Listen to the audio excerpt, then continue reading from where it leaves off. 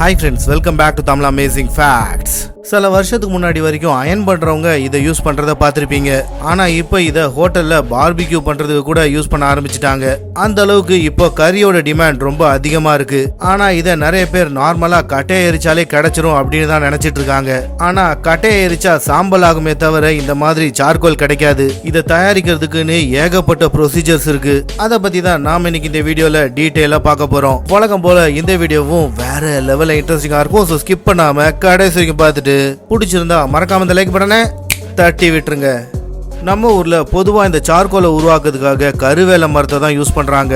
அந்த கருவேல மரத்துல இருக்கிற கிளையில இருந்து வேர் வரைக்கும் மொத்தமா இதுக்கு யூஸ் பண்றாங்க. முதல்ல அதுல இருக்க கிளை எல்லாத்தையுமே வெட்டி எடுத்து சைஸ் வாரியா ரகத்தை பிரிச்சு எடுக்கிறாங்க. அதுக்கப்புறம் நடுவுல பெரிய குச்சியை ஒண்ணு வச்சுட்டு அதை சுத்தி கட்டையா அடுக்குறாங்க. இப்போ இதே மாதிரி எல்லா கட்டையையும் கோபுரம் மாதிரி சுத்தி அடுக்குறாங்க. இப்போ இந்த கட்டை எல்லாத்தையுமே வைக்கோலையோ அப்படி இல்லைன்னா தேங்காய் நாரையோ போட்டு நல்லா மூடுறாங்க.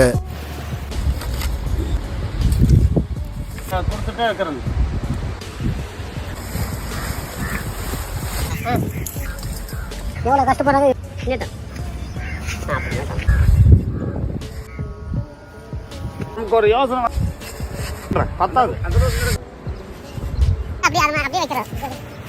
சரி அப்படியே வச்சிடறேன் துணி சேர்த்து.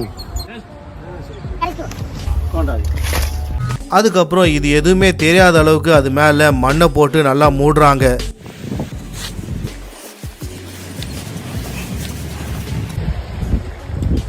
அதுக்கப்புறம் அது மேல நல்லா தண்ணியை தெளிச்சு அதை அப்படியே அமுக்கி விடுறாங்க.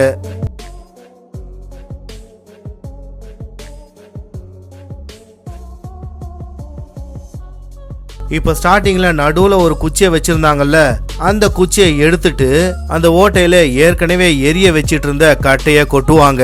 உள்ள நெருப்பு புடிச்சதுக்கு அப்புறம் அந்த ஓட்டை மேல வைக்கோல வச்சு அது மேல மண்ணை போட்டு அதையும் மூடிடுவாங்க. இந்த மாதிரி மூடி வச்சாதான் அது கறி கட்டையா மாறும். அப்படி இல்லைன்னா அது மொத்தமா எரிஞ்சு சாம்பலாயிடும்.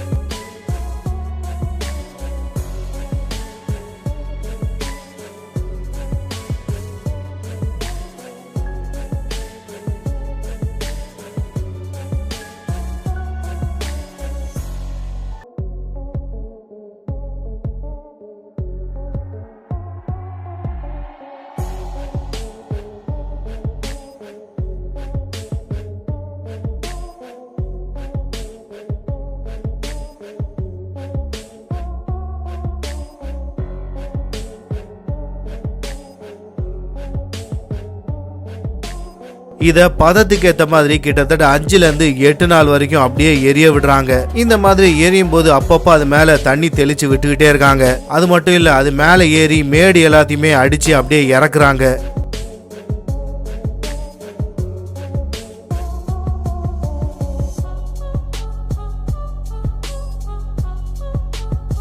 இந்த ப்ராசஸ் நடக்கும்போது 24 மணி நேரமும் அது பக்கத்திலே ஆள் இருப்பாங்க. ஏன்னா சில நேரத்துல நெருப்பு எரியறதுக்கு வாய்ப்பு இருக்கு. அப்படி எரிஞ்சிட்டா அதை அணைக்கிறதுக்கு கூடவே ஆள் இருக்கணும். இந்த கட்டை எல்லாமே எரிஞ்சு அது கரியானதுக்கு அப்புறம் அதை உடனே எடுக்கவும் முடியாது.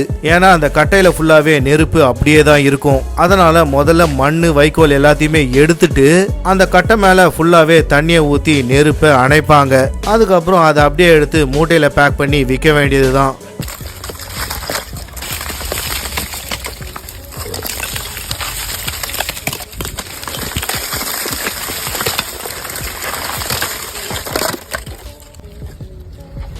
அவ்வளோதான். ஏய்டா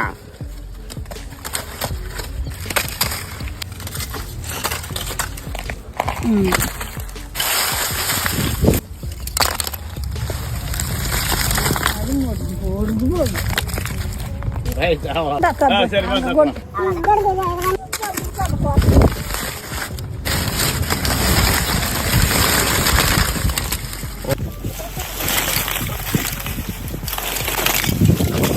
ஆனா இதை பேக் பண்ணி விற்கிறதுலயும் பல விவசாயிங்க ஏமாறுறாங்க. அது அவங்க வாயாலே சொல்றத நீங்களே கேளுங்க. இப்போ அந்த கறியை மூட்டை பிடிப்பீங்களா? ஆமாம். மூட்டை பிடிச்சி ஒரு மூட்டை என்ன விலைக்குங்க விற்கிறீங்க? அங்கே வந்து ஒரு டன் வந்து 10,000 12,000. ஒரு டன்னு 1000 கிலோ. மூட்டை கணக்காக வாங்க மாட்டாங்க, வாங்குவாங்க. நான் ஏமாற்றி போயிடுவேன். மூட்டை கணக்காக வாங்கினா ஏமாத்திடுவாங்க. எப்படிங்க இப்போ நீங்கள் வந்து கறியை வாங்குறிய வாங்கிட்டு தம்பி நாளைக்கு ஒரு 10 நாள் தரையா சரி ஐயா கொடுப்பாருண்டா அதோட நீ போயிடுவிய. இப்போ எங்கே உசைக்க போறீங்களோ கீழே குறையில் தெரியல அதோட போயிடுவீங்க. 3லேருந்து 4 டன் வருது. ஏன் சொல்ற மாதிரி விவசாயிக்கிட்டே நிறைய பேர் ஏமாத்துறாங்க. கறி வாங்குற மாதிரி வாங்கிட்டு காசு தராம போயிருவாங்களா? ஆமாம் அதே மாதிரி தான் அதே மாதிரி. இதே கறியை பிளாக்ஸா செஞ்சு விற்கிறாங்க. அதை எப்படி செய்யறாங்கன்னு பார்க்கலாம் வாங்க. முதல்ல இந்த சார்கோலோட தூள் எல்லாத்தையுமே எடுத்து ஒரு மிக்சர்ல போடுறாங்க.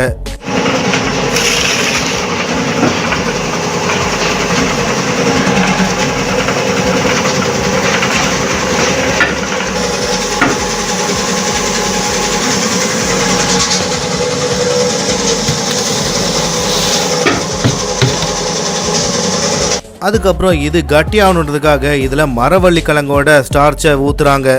இது நல்லா மிக்ஸ் ஆனதுக்கப்புறம் இதை ஒரு ப்ரெஸ்ஸிங் மிஷினில் வச்சு நல்லா ப்ரெஸ் பண்ணி எடுக்கிறாங்க.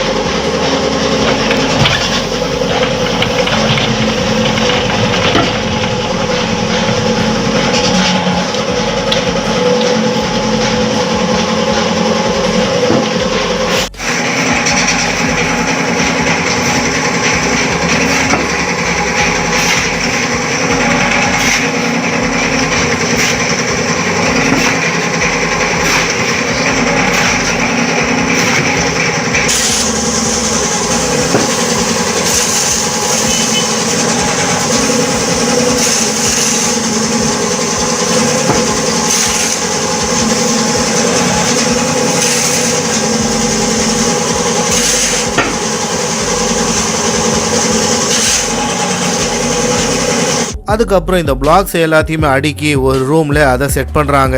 அதுக்கப்புறம் இந்த ரூம்ல கட்டையை வச்சு நெருப்பை உருவாக்கி ரூமை ஃபுல்லா சீல் பண்ணி கிட்டத்தட்ட 12 மணி நேரம் அப்படியே விட்டுறாங்க.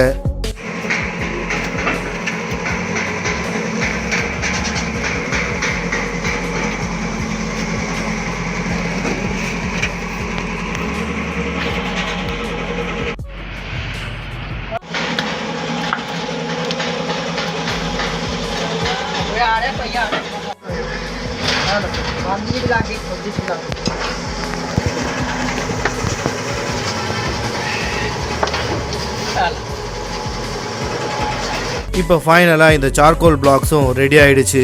நாம் பார்த்த ரெண்டுமே ஒன்று தான். ஏன்னா விவசாயிகள் கிட்ட வாங்கினா ரேட்டு கம்மியாக இருக்கும், ஏன்னா அவங்க கட்டையாக தருவாங்க. அதே இதை கொஞ்சம் அழகுபடுத்தி இந்த மாதிரி பிளாக்காக விற்றா ரேட்டு கொஞ்சம் அதிகமாக சொல்லுவாங்க, ஆனால் அதை வாங்குறதுக்கும் ஆள் இருக்குது.